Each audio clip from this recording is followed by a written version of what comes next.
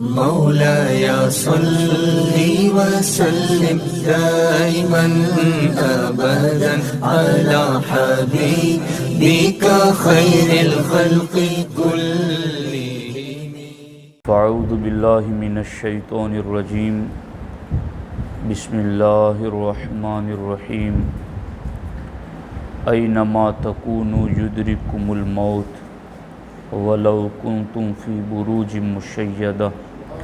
صدق اللہ العلی العظیم وصدق رسولہ النبی الکریم.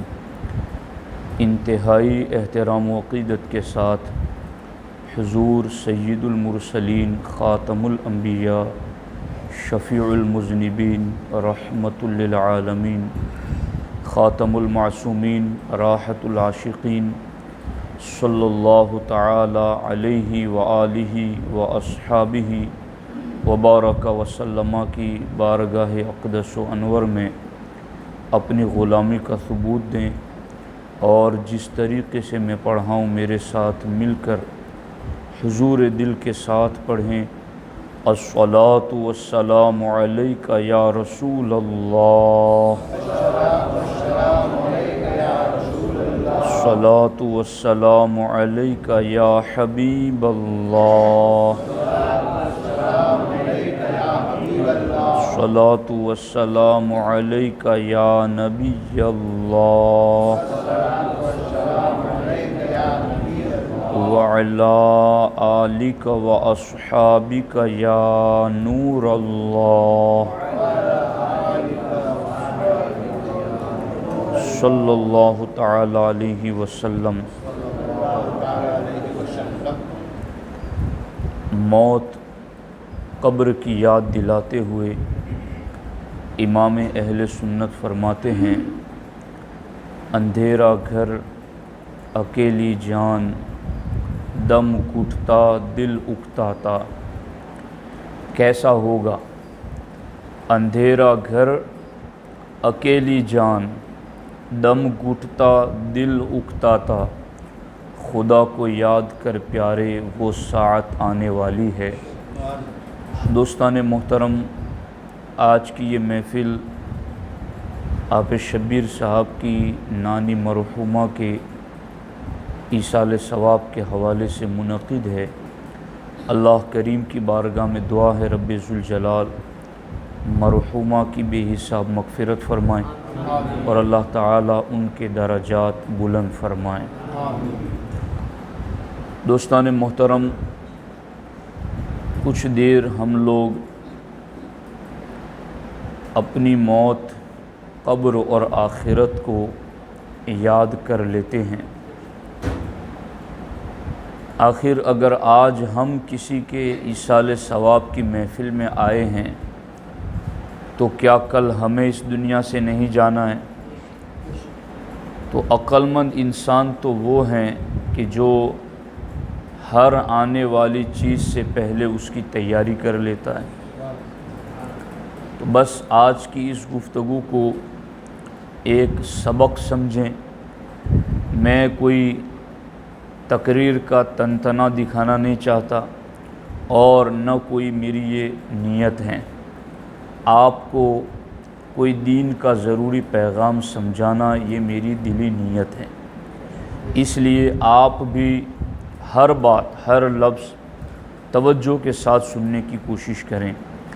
سب سے پہلے اس چیز کو یاد رکھ لیں کہ دنیا میں ہر انسان، چاہے چھوٹا ہو یا بڑا ہو، ہر کوئی اتنی بات پر یقین رکھتا ہے کہ اگر کوئی مصیبت اور تکلیف آ رہی ہے تو انسان سب سے پہلے یہ سوچتا ہے کہ میرے پاس اس مصیبت اور تکلیف کو دور کرنے کی طاقت ہے یا نہیں. اگر اس کے پاس اس مصیبت کو دور کرنے کی طاقت ہے تو وہ پھر اس مصیبت کو دور کرنے کی کوشش کرتا ہے. اور جب وہ دیکھ لیتا ہے کہ اس آنے والی مصیبت کو پلٹانا اور اس کا مقابلہ کرنا میرے بس میں نہیں ہے اور اس مصیبت کو میں دور نہیں کر سکتا، تو پھر وہ خود دور ہو جاتا ہے. مثال کے طور پر ایک راستے سے گزرتے ہوئے سامنے کاٹ کھانے والا کتا آ گیا یا کوئی مارنے والا جانور آ گیا. اب انسان یہ دیکھیں کہ میں کیا کروں اس کے مقابلے میں. تو یہ ایک مصیبت ہے جو سامنے سے آ رہی ہے, آنکھوں سے نظر آ رہی ہے. اب اگر انسان کے ہاتھ میں کوئی لاٹھی ڈنڈا وغیرہ ہے تو وہ یہ سمجھتا ہے کہ آنے والی مصیبت تو ہے کہ مصیبت ہی ہیں, مگر میرے پاس اس مصیبت کو دور کرنے کا ہتھیار ہے.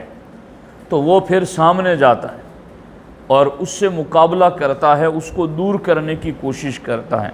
لیکن اگر یہی کاٹ کھانے والا کتا یا مارنے والا جانور سامنے سے آئے اور اس وقت اس جانے والے شخص کے پاس نہ کوئی لاٹھی ہے نہ ڈنڈا ہے, کوئی چیز نہیں جس سے وہ اس کو دور کر سکے, تو اب وہ انسان یہ سمجھتا ہے کہ اس آنے والی مصیبت سے بچاؤ کے لیے میں خود دور ہو جاؤں. یہ ہوتا ہے یا نہیں ہوتا ہے؟ اس بات کو سمجھانے کے لیے مجھے قرآنی آیتیں پڑھنے کی ضرورت نہیں ہے, کیونکہ اتنی بات ہر خواندہ ناخواندہ بندہ سمجھتا ہے. ہر پڑھا بے پڑھا لکھا اس بات کو سمجھتا ہے کہ مصیبت آ رہی ہے تو بس دو سوچ ہے, مقابلے کی طاقت ہے تو مصیبت کو دور کرو, مقابلے کی طاقت نہیں تو خود دور ہو جاؤ. اتنی بات سمجھ لینے کے بعد اب دوسری بات میں آپ کو سمجھاتا ہوں. میں اللہ کے فضل سے حافظ قرآن ہوں. رات دن قرآن و سنت کو پڑھنا پڑھانا یہ میری اللہ کے فضل سے ذمہ داری ہے. اتنا کچھ پڑھنے پڑھانے کے بعد میں جس نتیجے پر پہنچا ہوں وہ تمہیں 2 منٹ میں بتا رہا ہوں. پورے قرآن اور احادیث کے ذخیرے کو جہاں تک ممکن ہو سکا پڑھنے کے بعد میں اس نتیجے پر پہنچا کہ اس دنیا کے اندر موت سے بڑی کوئی مصیبت نہیں. اس دنیا میں موت سے بڑی کوئی تکلیف نہیں. آپ کو اور ہمیں تو پتہ نہیں ہے نا کہ سکرات میں مرنے والے کو ہو کیا رہا ہے. آپ کو اور ہمیں تو پتہ نہیں ہے کہ نزع کے لمحات میں بندے پر کتنی تکلیف آ رہی ہے.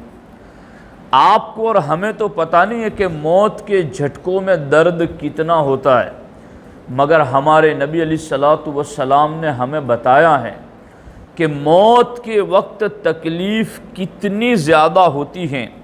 حضرت مولا علی رضی اللہ تعالیٰ عنہ فرماتے کسی زندہ انسان کو تلوار کی 300 ضربیں لگائی جائے تو اسے وہ تکلیف نہیں ہوتی جو روح نکلتے وقت ہوتی ہے.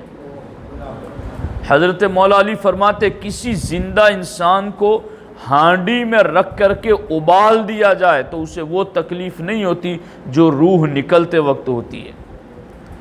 حضرت مولا علی فرماتے کسی زندہ انسان کو کینچیوں سے کاٹ کر اس کے ٹکڑے کر دیے جائے تو اسے وہ تکلیف نہیں ہوتی جو تکلیف روح نکلتے وقت ہوتی ہے. روایتوں میں یہاں تک آیا ہے کہ انسان کو روح نکلتے وقت جو تکلیف ہوتی ہے اس کا ایک قطرہ لوگوں پر ٹپکا دیا جائے تو سارے کے سارے ہلاک ہو جائیں. موت کے وقت ہمارے نبی علیہ السلام سے پوچھا گیا کہ حضور موت کے وقت کتنی تکلیف ہوتی ہے؟ سرکار نے فرمایا کہ تم نے کانٹوں والی ڈالی دیکھی؟ کہا ہاں حضور.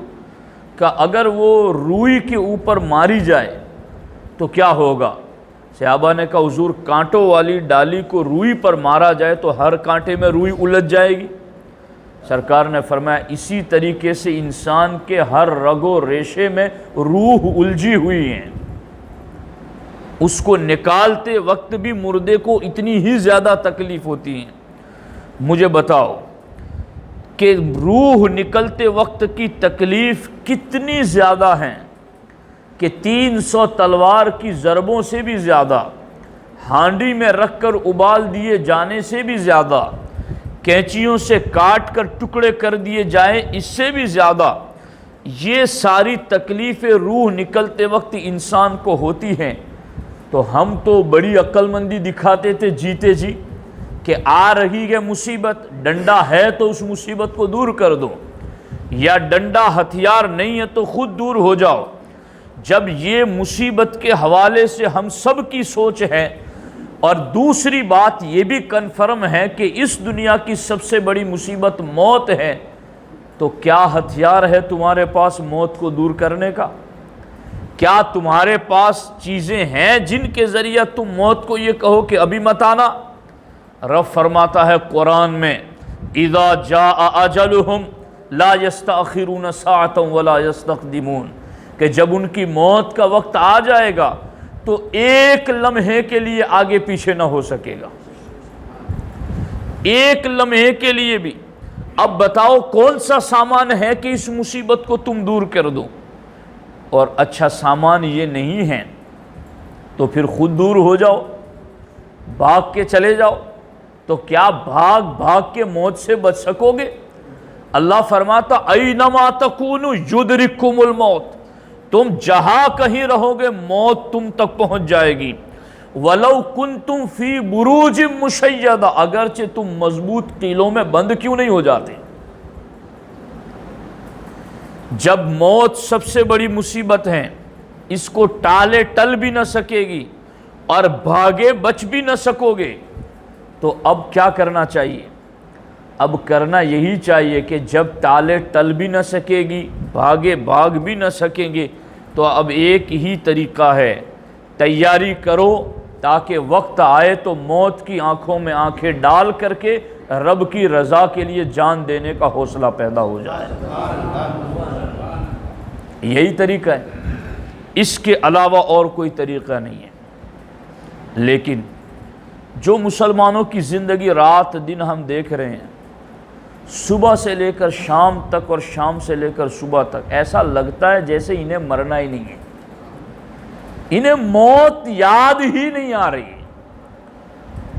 ایسا لگتا ہے جیسے لوگ دیوانے اور پاگل ہیں، کوئی ادھر بھاگ رہا ہے کوئی ادھر بھاگ رہا ہے۔ انہیں ایک یعنی غور کیجئے آپ، میں کسی کے بارے میں بدگمانی نہیں کر رہا ہوں، جوان ہو گئے یا بوڑھے ہو گئے، کبھی تصور کیا 5 منٹ کے لیے کہ ایک دن میں نے بھی مر جانا ہے، ایک دن میں نے بھی رب کی بارگاہ میں جانا ہے، ایک دن میں نے بھی رب کی بارگاہ میں کھڑا ہونا ہے اور پوری زندگی کا حساب دینا ہے، ایک دن مجھ پر بھی فرشتے آئیں گے، آج کوئی جناب کہتا ہے کل کوئی مرحوم کہے گا، تختے پر لٹا دے گا، آج کسی کو میں قبر میں لٹاتا ہوں کل کوئی مجھے قبر میں لٹا دے گا، آج کسی کے غسل کے لیے میں پانی گرم کر رہا ہوں کل کوئی اور پانی گرم کر رہا ہوگا، آج مجھے کوئی جناب اور اچھے اچھے القاب سے یاد کر رہا ہے کل مجھے لوگ مرحوم کے لفظ سے یاد کریں۔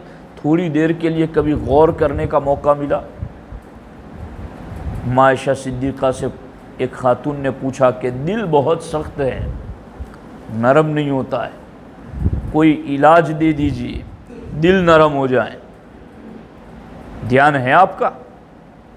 دل نرم کیسے ہو جائے؟ عائشہ صدیقہ نے فرمایا موت کو یاد کرو تمہارا دل نرم ہو جائے گا۔ اب میں آپ کو بتاؤں کہ اس موت سے بھاگنے اور دور جانے والے کیا بچ سکے اس سے؟ حضرت سلیمان علیہ السلام کے دربار میں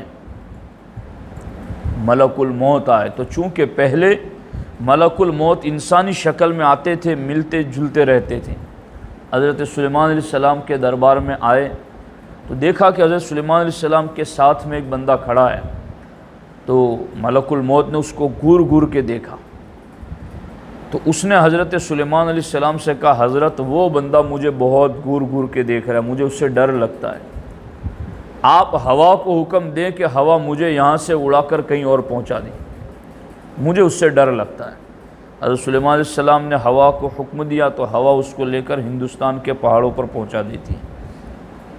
اب جیسے ہی وہ غائب ہوا ملک الموت بھی غائب ہوئے، تھوڑی دیر بعد پھر ملک الموت حضرت سلیمان علیہ السلام کے دربار میں، حضرت سلیمان علیہ السلام نے پوچھا کہ کہاں گئے تھے تم، ابھی تو اس کو بہت گور گور کے دیکھ رہے تھے۔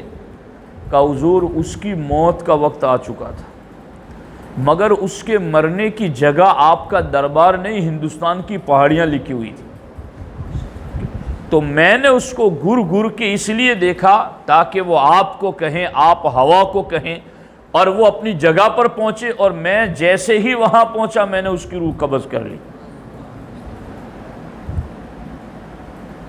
یہ مصیبت ایسی ہے جس کا وقت بھی فکس ہے،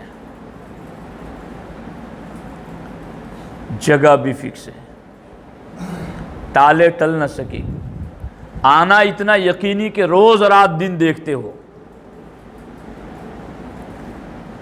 کمال حماقت ہے نا کہ پھر بھی اس کی یاد نہیں آتی۔ غور کرو، عبد الملک بن مروان خلافت بنی امیہ کا بڑا بادشاہ گزرا، ایک شہر کے اندر طاعون کی بیماری پھیل گئی، جیسے ابھی کورونا کی کیسے بیماری پھیلی تھی، ایسی ایک بیماری طاعون کی، پلیگ کی بیماری پھیل گئی، لوگ بہت مرنے لگے۔ تو پہلے زمانے کے بادشاہ اپنے ساتھ کچھ چٹکلے باز بھی رکھتے تھے جو چٹکلے سنا کر کے ان کی طبیعتوں کو خوش کرتے تھے، ان کا موڈ فریش کرتے تھے۔ عبد الملک بن مروان نے دیکھا کہ یہ تو اب وقت ہے کہ لوگ مر رہے ہیں تو میں بھی مر جاؤں گا اگر یہاں رہوں گا تو عبد الملک بن مروان نے اپنے ساتھیوں سے کہا کہ چند گھوڑے تیار کرو، ہم راتوں رات اس گاؤں سے، اس شہر سے باہر نکل جاتے ہیں تاکہ موت سے بچ جائیں۔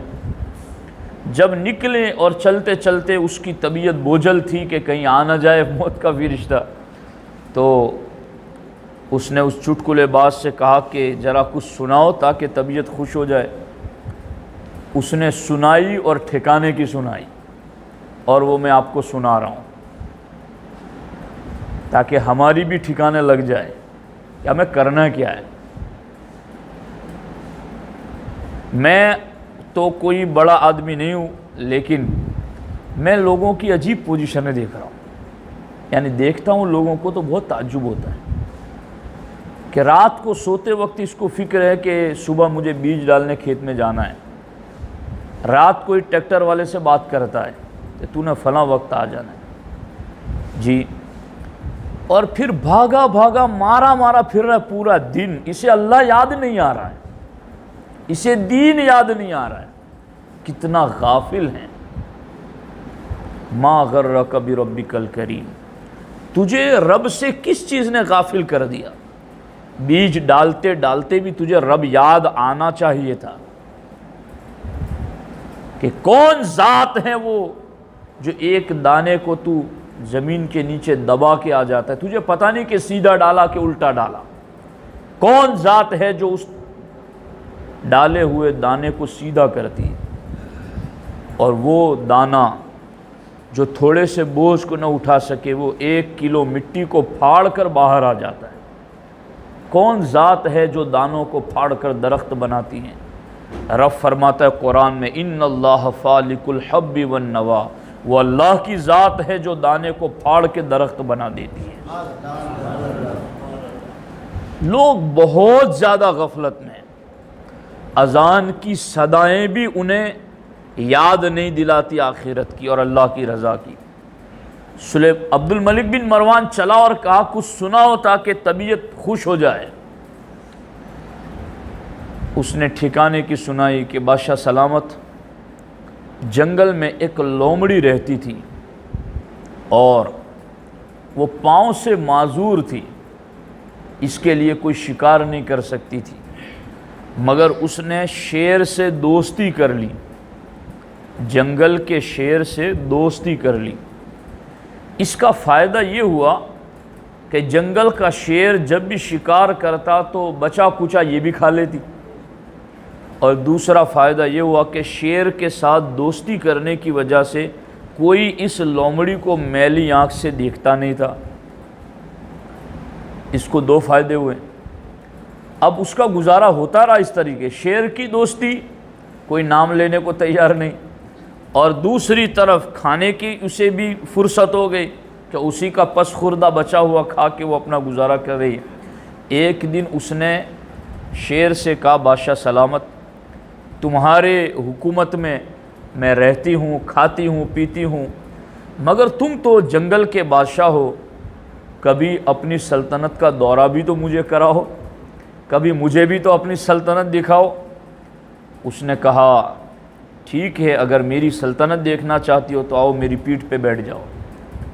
پیٹھ پہ بٹھا کے شیر جنگل کا اس کو دورہ کرا رہا تھا۔ اے بادشاہ، اتنے میں آسمان کی طرف سے ایک بڑا پرندہ آیا اور شیر کی پشت پر بیٹھی ہوئی لومڑی کو اپنے پنجوں میں اٹھا لیا اور اڑنے لگا۔ تو لومڑی چلانے لگی، شیر مجھے بچا لیں۔ تو شیر نے کہا کہ مصیبت زمین کی طرف سے آئے تو میں بچا سکتا ہوں، فیصلہ اوپر سے آ جائے تو میرا بس نہیں چلتا، فیصلہ ہی اوپر سے آ جائے تو میرا بس نہیں چلتا۔ عبد الملک بن مروان کو پیغام مل گیا کہ تو زمینی مصیبت سے بھاگ کے شہر چھوڑ رہا ہے، فیصلہ اگر اوپر سے ہو چکا ہے تو تیرا بھاگنا تجھے موت سے بچا نہ سکے گا۔ تو دوستو، میں آپ کو بس اتنی بات سمجھانا چاہتا ہوں کہ دنیا کے اندر ہر چھوٹا بڑا مرد اور عورت ہر کوئی اتنی سوجھ بوجھ رکھتا ہے کہ مصیبت آئے تو یا تو طاقت ہو تو اس کو دور کر دو، طاقت نہ ہو تو خود دور ہو جاؤ۔ اور موت قرآن و سنت اور اسلام کی روشنی میں سب سے بڑی مصیبت ہے، اور یہ مصیبت ایسی ہے جس کا ٹائم بھی فکس ہے، جگہ بھی فکس ہے، اور یہ اتنی بڑی ہے کہ اس کو ٹالے ٹال بھی نہ سکو گے، بھاگے بھاگ بھی نہ سکو گے۔ اب عقل مندی کیا ہے؟ بس ایک ہی ہے کہ اس کی تیاری کی جائے۔ تیاری کیسے کی جائے گی؟ کیسے تیاری کی جائے گی؟ اللہ اکبر، اللہ اکبر، اللہ اکبر۔ ہمارے نبی علیہ السلام ارشاد فرماتے ہیں ہر انسان کے دنیا میں 3 ساتھی ہوتے ہیں۔ دھیان ہے نا آپ کا؟ 3 ساتھی ہوتے ہیں۔ یہ میری باتیں کام آئے گی، آپ کو زندگی بدل دے گی اگر آپ نے اس کو دل سے سن لیا۔ 3 باتیں، 3 ساتھی ہیں ہر انسان کی۔ ہمارے نبی علیہ السلام فرماتے ہیں جیسے ہی موت آتی ہے 2 ساتھی ساتھ چھوڑ دیتے ہیں، اور تیسرا ساتھی ہر دم ساتھ رہتا ہے۔ اب موت کی مصیبت سب سے بڑی مصیبت، اس مصیبت کے آتے ہی 2 ساتھی ساتھ چھوڑ دیتے ہیں، مگر افسوس ہے مسلمانوں پر کہ ان کی پوری زندگی موت کی مصیبت کے آتے ہی ساتھ چھوڑ دینے والے ساتھیوں کے پیچھے ہی گزرتی ہے۔ ان کی زندگی کا پاؤ حصہ بھی اس ساتھی کے لیے نہیں ہے جو ساتھی ہر گھڑی ساتھ دینے کے لیے تیار ہے۔ وہ کون سے 2 ساتھی ہیں جو موت کی بڑی مصیبت میں ساتھ چھوڑ جاتے ہیں؟ ہمارے آقا علیہ السلام فرماتے ان 2 ساتھیوں میں سے پہلا ساتھی اس کا مال ہے، اور دوسرا ساتھی اس کی اولاد اور رشتہ دار ہیں۔ جیسے ہی موت آئی، جیب کا پیسہ ہاتھ میں نہ آ سکا، تکیے کا پیسہ جیب میں نہ آ سکا، تجوری کا پیسہ پاس نہ آ سکا، بینک میں جہاں تھا وہیں رک گیا۔ اسی ساتھی کے لیے تو پوری زندگی کھپا دی، اسی کے لیے تو دشمنیاں بھی کی، اسی کے لیے تو گالیاں بھی سنی، اسی کے لیے تو خون پسینہ بہایا، سب کچھ کیا اسی کے لیے۔ نہ حرام دیکھا نہ حلال دیکھا، نہ جائز دیکھا نہ ناجائز دیکھا، نہ اپنا دیکھا نہ کسی کا دیکھا، نہ یہ دیکھا نہ وہ دیکھا، اسی کے لیے سب کچھ کیا۔ اب غور کرو، جس کے لیے سب کچھ کیا، سرکار فرماتے وہ تو موت آتے ہی ساتھ چھوڑ گیا۔ کچھ تو سوچو، کچھ تو غور کرو، آخر لوگوں کے حقوق مار مار کے لے کیا جانا ہے؟ لوگوں کا چھین کے، لوٹ کے، غصب کر کے لے کیا جانا ہے ساتھ میں؟ یہی تو چیز ہے جو موت کی بڑی مصیبت میں پہلے ہی ساتھ چھوڑ دے گی۔ پوری زندگی کا 80% لوگوں کی دوڑ دھوپ اسی ساتھی کے لیے۔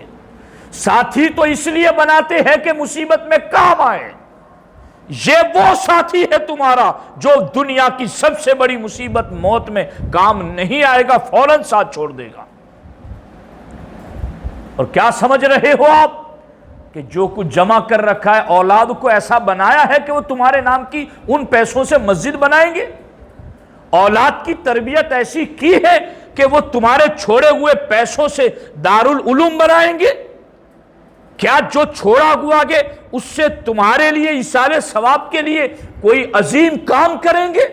ان کی بھی تو دینی تربیت نہیں کی، انہیں تو کلمے بھی پڑھنا نہیں سکھائے، انہیں اتنا بھی دین نہیں سکھایا کہ تمہارا جنازہ ڈھنگ سے پڑھ سکے، انہیں تو دعا بھی یاد نہیں ہے۔ یہ ساتھی دولت والا فوراً ساتھ چھوڑ گیا، اور دوسرا ساتھی اولاد اور رشتہ دار ساتھ چلیں گے قبر تک۔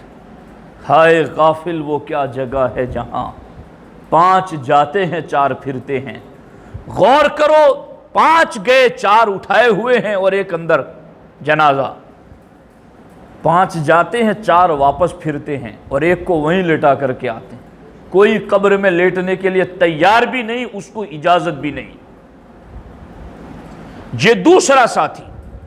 اور ان 2 ساتھیوں کے لیے میں تو بول رہا ہوں، آپ سنتے سنتے اس کا جائزہ لو، اپنے آپ کا، اپنی قوم کا، اپنے گرد و نواح اور اپنے آگے پیچھے کا، کہ کیا ہماری زندگی کا 90% سے زیادہ حصہ ان 2 ساتھیوں کے پیچھے نہیں خرچ ہو رہا ہے؟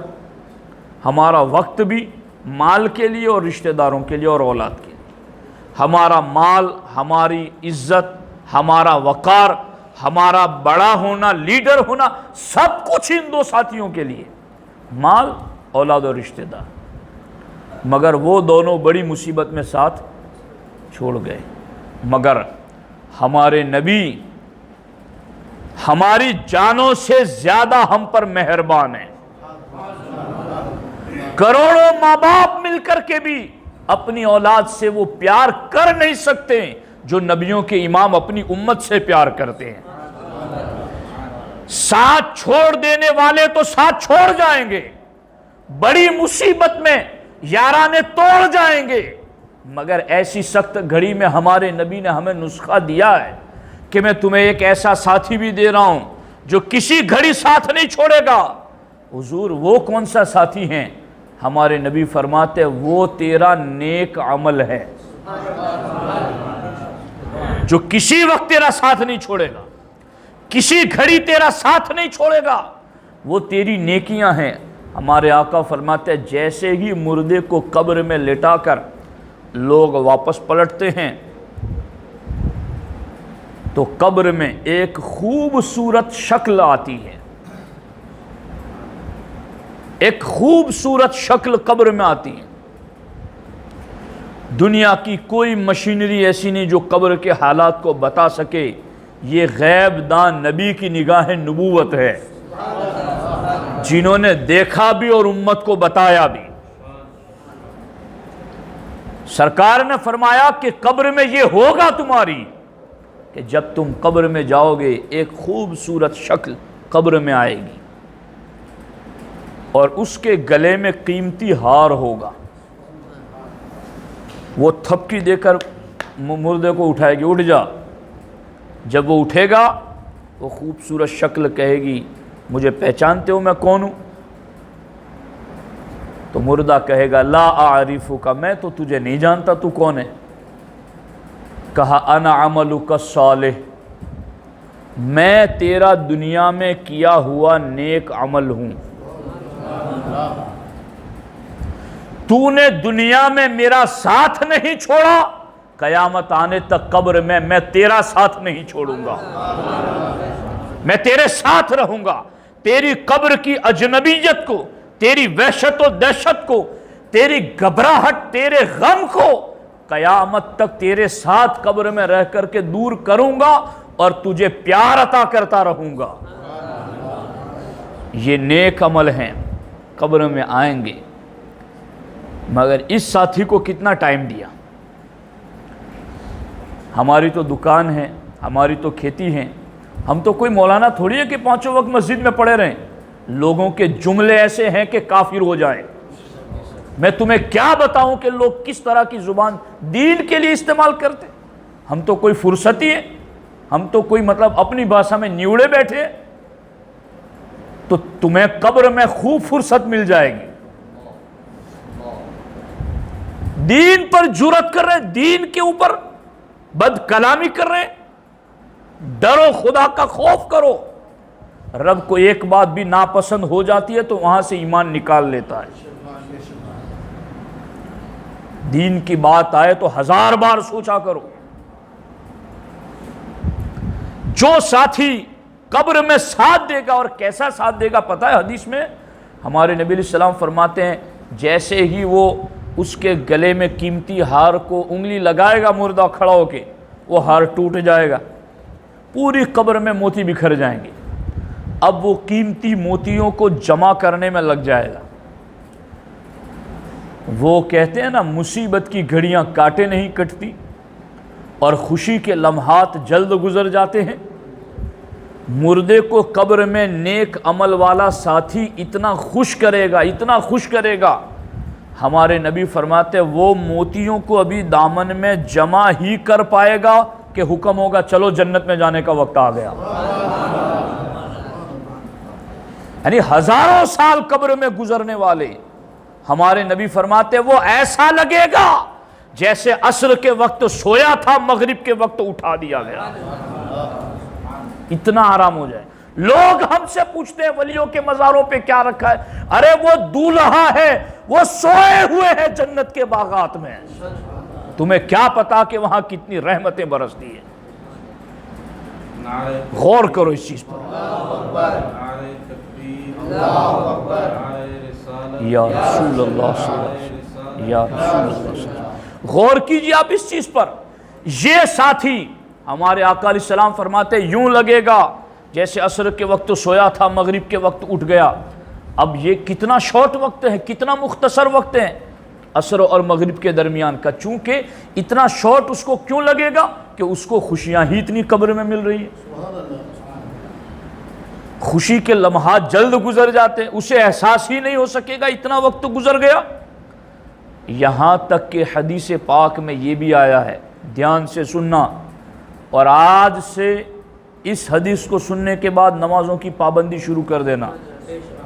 ہمارے آقا علیہ السلام فرماتے ہیں فرشتے منکر نکیر قبر میں آ کر تھپکی دے کر اٹھاتے, اٹھ جا, من ربک ما دینک ما کنت تقول فی حق ھذا الرجل.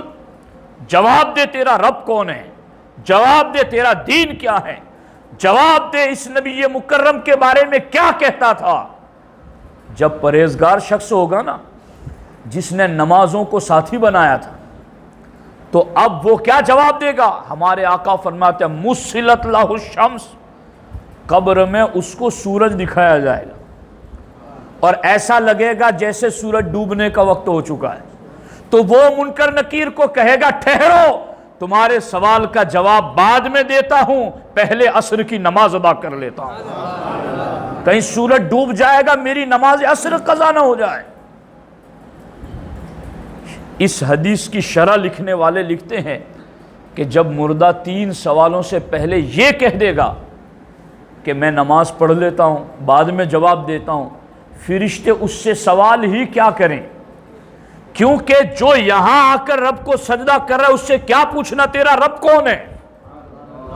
جو یہاں آ کر کے نماز پڑھ رہا ہے تو جس نبی کے دین میں نماز ستون ہے, اس نبی کے دین کو وہ یہاں نہیں چھوڑ رہا, اس سے کیا پوچھنا تیرا دین کیا ہے. جو یہاں قبر میں آ کر نماز پڑھ کے اپنے آقا کی آنکھوں کو ٹھنڈک پہنچاتا ہے, اس سے کیا پوچھنا تیرے نبی کون ہے. اس کا صرف یہ کہہ دینا کہ میں نماز پڑھتا ہوں, ہر سوال کا جواب بن جائے گا. مگر وہاں کون کہے گا جس نے دنیا میں پڑھی ہوگی, وہاں کس کو اجازت ملے گی جس نے دنیا میں پڑھی ہوگی. جو دنیا ہی میں کانوں میں تیل ڈال کر کے سوتا رہا اور غفلت کی چادر تان کر کے لیٹا رہا, اسے قبر میں نماز کی اجازت دی جائے گی اور اس کی زبان سے یہ کلمات قبر میں نکل سکیں گے. غور کرو اس چیز پر. کوئی دنیا کا بڑا افسر انکوائری کے لیے آ جائے تو لوگوں کے ہوش اڑ جاتے ہیں. بات نہیں کر پاتا، ملک الموت کو دیکھ کر کے ہوش ٹھکانے رہیں گے؟ قبر میں منکر نکیر کو دیکھ کر کے جن کے سر پاؤں تک بال ہوں گے، نیلی آنکھیں ہوں گی، زمین چیرتے ہوئے آئیں گے، خوفناک شکل و صورت ہوگی، ہوش ٹھکانے رہیں گے لوگوں کے؟ مگر اس کی کوئی تیاری نہیں۔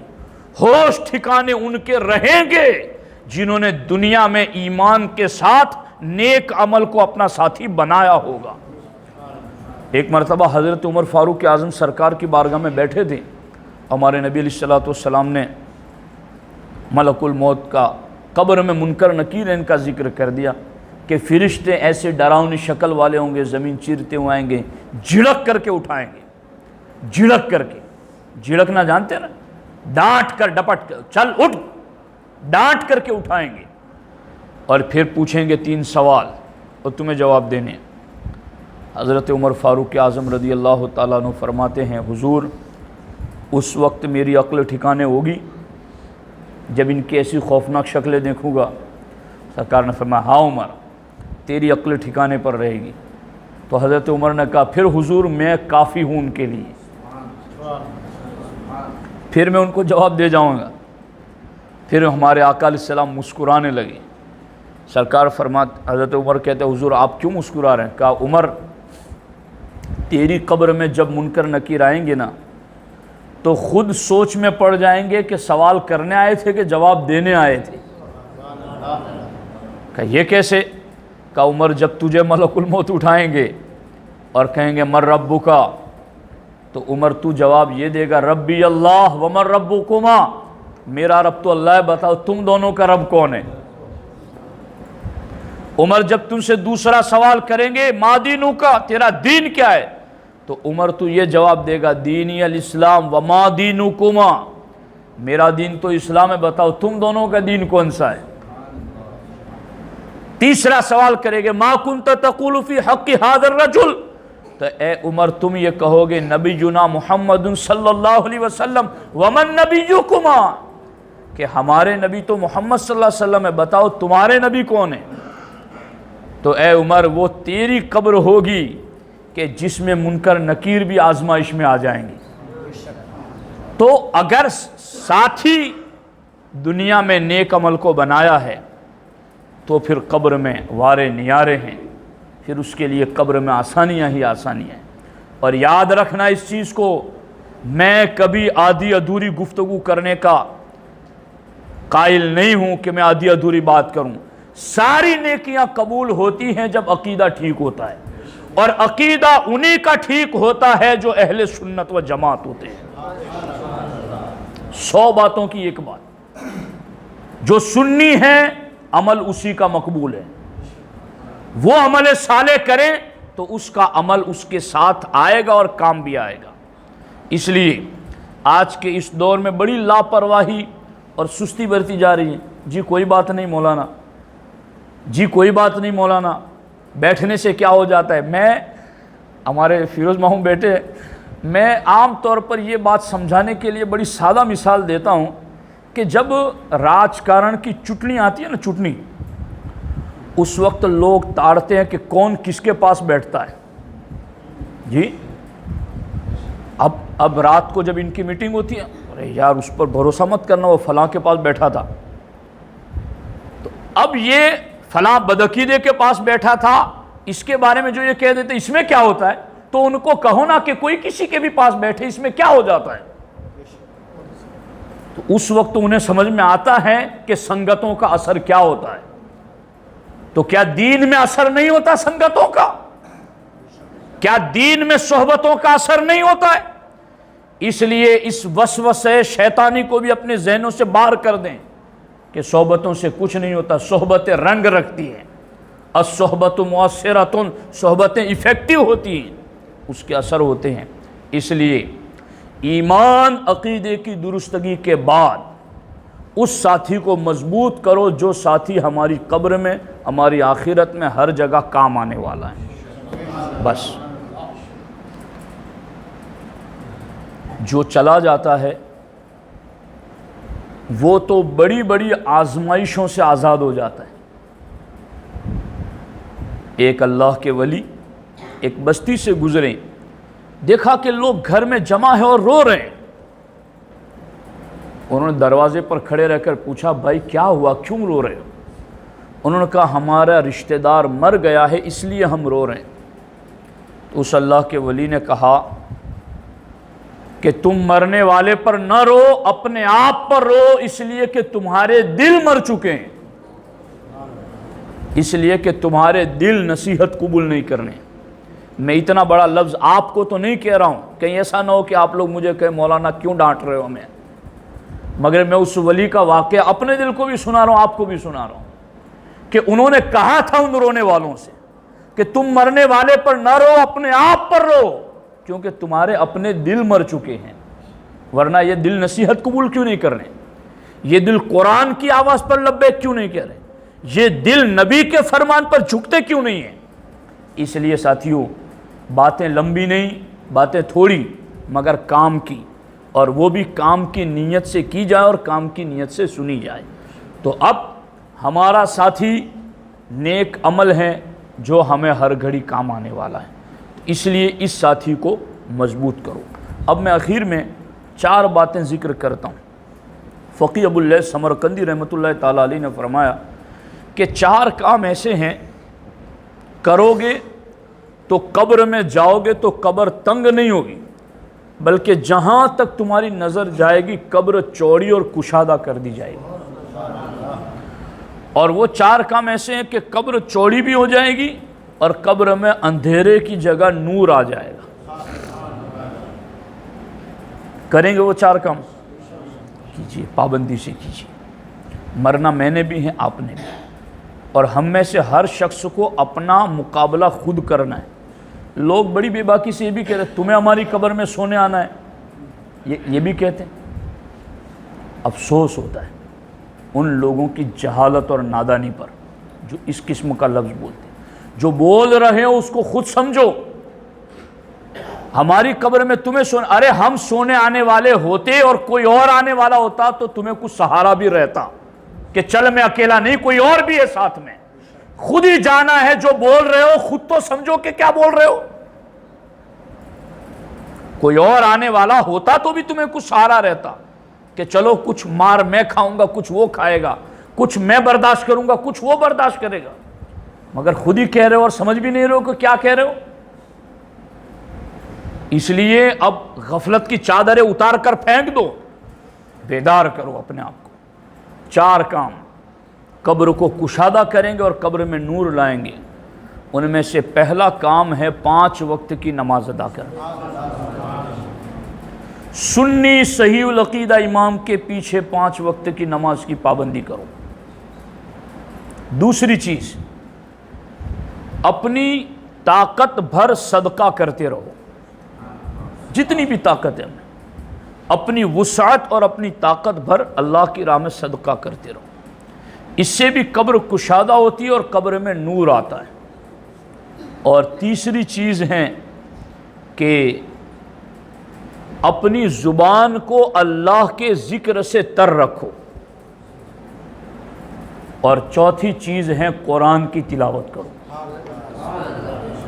یہ 4 کام جو کرے گا اس کی قبر تنگ نہیں ہوگی, قبر کشادہ ہوگی اور قبر میں نور آئے گا.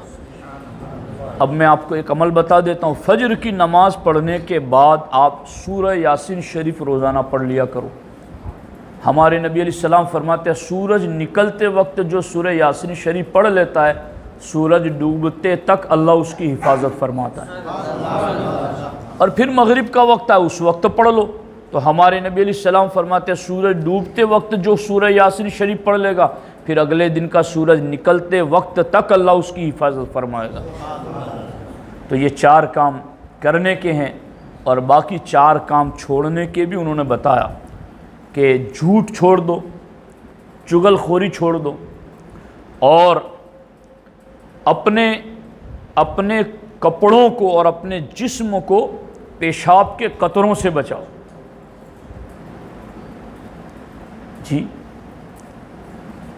یہ چیزیں چھوڑنے کا حکم ہے. اب کبھی کبھی لوگ یہ بھی کہہ دیتے ہیں, کبھی لوگوں کو نماز کی دعوت دیتے ہوئے بھی ڈر لگتا ہے کہ شرما شرمی میں یہ کپڑے آلودہ ہو گئے اور آ جائے گا مسجد میں. اس لیے کبھی کبھی خوف یہ محسوس ہوتا ہے کہ اب یہ مجھے جاتا ہوا تو دیکھ رہا ہے نا، اس کو توفیق ہوگی تو خود ہی چل پڑے گا، اب میرے لحاظ میں اگر ایسے کہ ایسا ہی آ گیا تو بڑی مصیبت میں پڑ جائے گا۔ تو یہ ہمیں کیوں سوچنا پڑتا ہے لوگوں کے حالات دیکھ کر کے، کیسے حالات لوگوں نے بنا رکھے۔ حضرت معروف کرخی کا وضو ٹوٹا اور سامنے سمندر تھا، انہوں نے فوراً وہاں تیمم کیا۔ لوگوں نے کہا حضرت پانی پاس میں تیمم کر رکھا، مجھے یقین نہیں کہ میں وہاں جاتے تک جیتا رہوں گا۔ حضرت مالک بن دینار کے ساتھ کوئی بندہ چل رہا تھا، نماز کا وقت تھا، اس نے کہا حضور وضو کر لوں، تو آپ نے فرمایا کیا مومن بھی بے وضو ہوتا ہے؟ یہ معاملہ پاک رہنے کی بڑی برکت ہے، جو پاک رہتا ہے فرشتے اس کے ساتھ رہتے ہیں۔ اس لیے ساتھیوں بس تیاری کرو، اپنا ساتھی جو قبر میں کام آنے والا اس کو خوب مضبوط کرو، انشاءاللہ یہ ساتھی کبھی ساتھ نہیں چھوڑے گا، اور ہمیں یہاں 60-70 سال رہنا ہے، قبر میں ہزاروں سال رہنا ہے، اور وہ بڑی لمبی، اور وہاں اکیلے، یہاں تو کچھ دکھ سکھ ہوگا تو کوئی اور بانٹ لے گا، کچھ اور تکلیف اٹھا لے گا، مگر وہاں تکلیف اپنی خود ہی اٹھانی، لا تزر وازرۃ وزر اخری۔ اس لیے ہمیں مرحومہ کے ایصال ثواب کے لیے ہم لوگ آئے ہیں، ہماری زندگی میں جو کچھ ہوا ہم توبہ کریں، اللہ کی بارگاہ میں پلٹیں، اور اپنا آخرت والا جو ساتھی ہیں اس کو مضبوط کرنے کی کوشش کریں۔ اللہ کریم مجھے آپ کو سب کو عمل کی توفیق عطا فرمائے۔ السلام علیکم ورحمۃ اللہ وبرکاتہ۔